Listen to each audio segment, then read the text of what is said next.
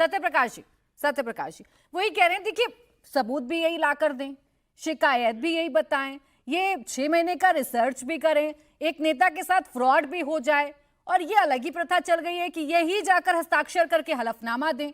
अब शिकायत दे दी ना इन्होंने, तो कार्रवाई करें, जांच करें और पता लगाएं फ्रॉड कैसे हुआ।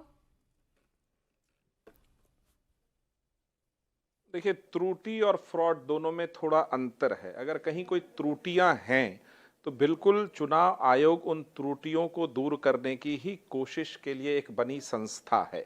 लेकिन जिस तरह राहुल गांधी जी ने लगातार चुनाव आयोग पर दोषारोपण मढ़े हैं कि वो इलेक्शन में वोटों की चोरी करके भारतीय जनता पार्टी और उसके सहयोगी दलों को जिता रहा है, ये इस बात का प्रमाण है कि राहुल गांधी जी लगातार जो चुनाव हारते जा रहे हैं, सत्ता से बेदखल किए जा रहे हैं, ये उनकी हताशा है।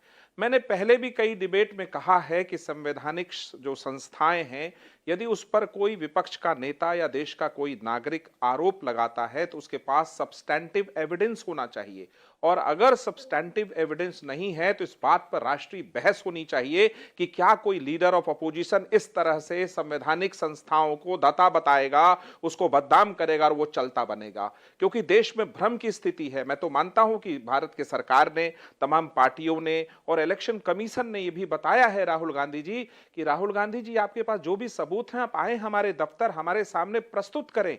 वो क्यों नहीं जाते इलेक्शन कमीशन? जब ये सारी पार्टियां सुप्रीम कोर्ट पहुंचती है, वहां पूछा जाता है तो वहां ये लोग कोई अगल बगल झांकने लगते हैं, वहां नहीं बोलते ये बात। क्योंकि बॉम्बे हाई कोर्ट का जो फैसला आया महाराष्ट्र के चुनाव को लेकर के, वो बहुत करारा जवाब था उन चीजों पर कि आपका पिटीशन हमने दिन भर, आपने हमारा समय गंवाया है। तो इस बात पर अब राष्ट्रीय बहस जरूरी है कि क्या इस देश का कोई भी व्यक्ति संविधान की संस्थाओं को बिना सब्सटैंटिव एविडेंस लगाए रखे उस पर कोई तोहमत लगाएगा तो उस व्यक्ति को अब सजा होनी चाहिए। इस पर सभी राजनीतिक दलों को बहस करने की जरूरत है, क्योंकि राहुल गांधी और उनकी तमाम पार्टियां अपनी हार को छिपाने का सिर्फ एक कारण ढूंढ रही हैं, चुनाव आयोग। चुनाव आयोग ने आज भी कहा है आप लाइए ना हजूर, आइए हमारे दफ्तर, सारे दस्तावेज सामने रखिए, जब एटम बम वाली धमकी राहुल गांधी जी देते थे, संवैधानिक रुक जाइए।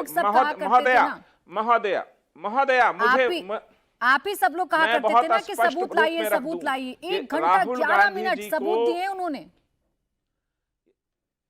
अगर आप बताइए प्रेस कॉन्फ्रेंस करके मैं आप पर लगा दूं तोहमत, इसको सबूत मान लीजिए। आप राहुल गांधी को जज मान लीजिए, उनको सबूत पेशकर्ता बना लीजिए। मैं चुनौती देता हूं राहुल गांधी जी को, ये तमाम सबूत लेकर आप सुप्रीम कोर्ट जाइए। भूल जाइए आप इलेक्शन कमीशन को। इतना बड़ा झूठ, ये झूठ के बादशाह बनकर के घूम रहे भारतीय प्रजातंत्र में।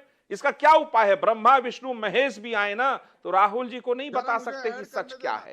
वो कोई देवदूत नहीं है राहुल गांधी, इस देश के नागरिक और विपक्ष के नेता हैं। देवदूत नहीं कि कुछ बोला और पूरा देश मान लेगा। आपको साबित करना पड़ेगा तमाम अदालतों में और चुनाव आयोग के सामने। 6 महीने रिसर्च किया राहुल गांधी जी और उनकी पार्टी ने, सत्यप्रकाश मिश्रा जी, और एक वोटर को उन्होंने पॉइंट आउट किया। एक घर में 80 लोगों के वोट बन गए, ये सब राहुल गांधी जी ने बताया। अब इससे ज्यादा क्या बताएंगे? चुनाव आयोग क्यों नहीं जांच कर लेता है? क्या जरूरत है कि हलफनामा ही दे राहुल गांधी?